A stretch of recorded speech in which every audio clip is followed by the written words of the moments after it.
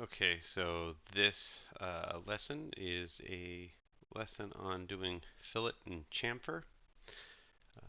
And so in order to do that, we're going to need some edges to round over because that's what those two tools do is they make hard edges not so hard. So we're going to create a box.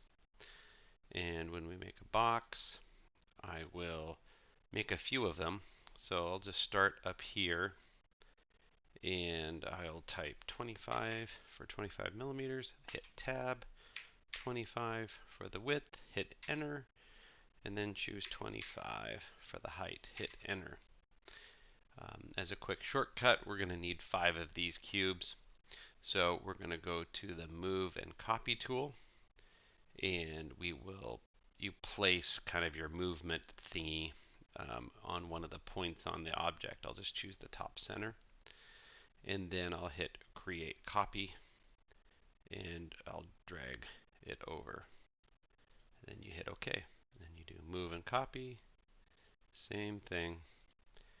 And this is a tiny bit faster than recreating the box through the steps of typing into um, the text fields.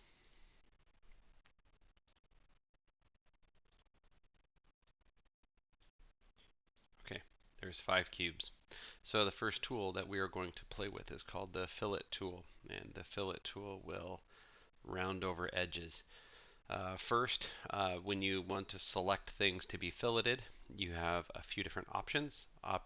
Option 1 is to just click on an edge, and so if you let's actually click on the edge, click on the edge, come on now, hit plus, there we go. So I clicked on that edge there, and I can click on each edge that I want to do. And if you're careful, you can get most all of your edges. But now that I've done these, unless I change what my view is, you can go down to display settings, visual side with shaded with hidden edges. So you can actually click on these hidden edges by changing your visual style. So now I've got all of the edges selected. That's one approach.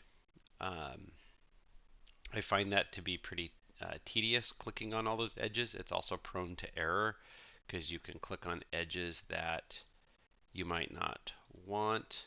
That's generally, I don't know, I generally don't do that unless I only want a specific edge. So I'm going to hit the X here to remove those edges. I'll hit plus to start again. And so I'm going to start selecting again, and I'll just draw a box around the whole cube because I want to do the whole cube. That's the fastest way to do this. You can do individual sides. If you do a side, then it will fillet all 4 edges that side touches. But as I said, the fastest way is to just select the whole cube. All right, so if we look at our options, the first option is how far to do the fillet, and it's measured in millimeters right now. For the size of this cube, I'll do a 3 millimeter fillet, and you can see that it rounds the edges off. And when we look down here, we can see that there are 2 different ways in which we can do that. So the first way is a rolling ball, the second way is a setback. The radius type defines how you want the curve done. And for right now, though, we're just going to stick with constant. And so then I hit OK.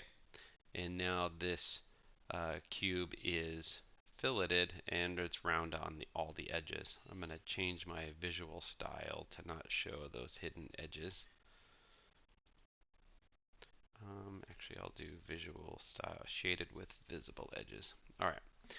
So let's go to the next one. So I'll middle mouse my way over, go to fillet.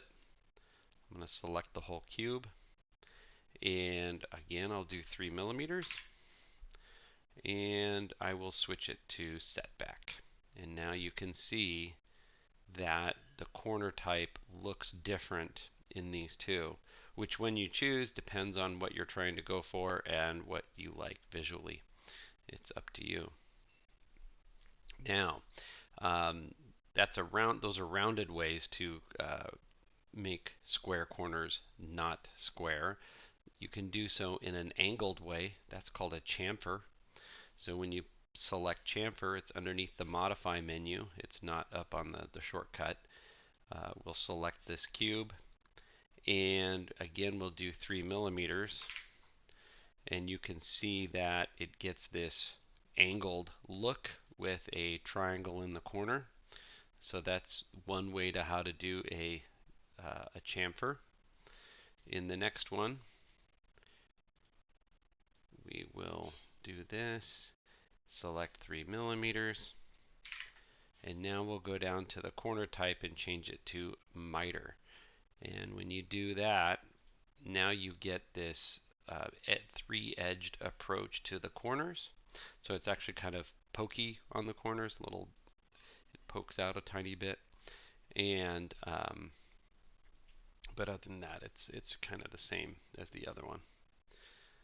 Last is we'll chamfer this one, and we'll do 3 millimeters again, and switch it to blend. And when it blends, it creates a hexagon in the corner.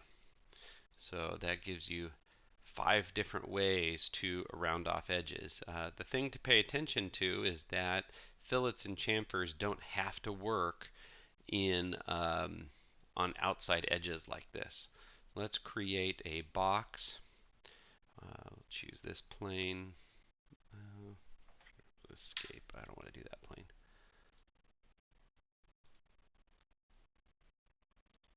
All right. So let's create a box. I'm going to do a long, thin box. Hit enter. I'll do create another box. I'm going to put it on the top surface of the first box, and I'll make a little box like that. Hit enter, and we'll create a third box on that top surface, and we'll do it like this and hit enter. Now let's look at it from the side, and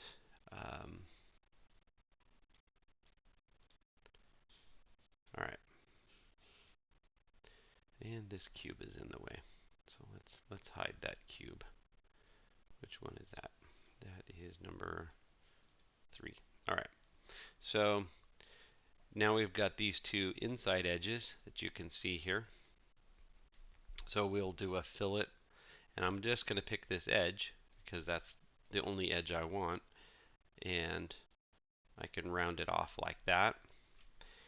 Another thing that you can do, if you pick this surface, now it's going to round everything it touches, and so it'll actually kind of round both the front, the back, the side, and as it comes up, which may or may not be a feature that you want, but it shows you how you can take something that's really sharp and then create nice rounded corners on everything.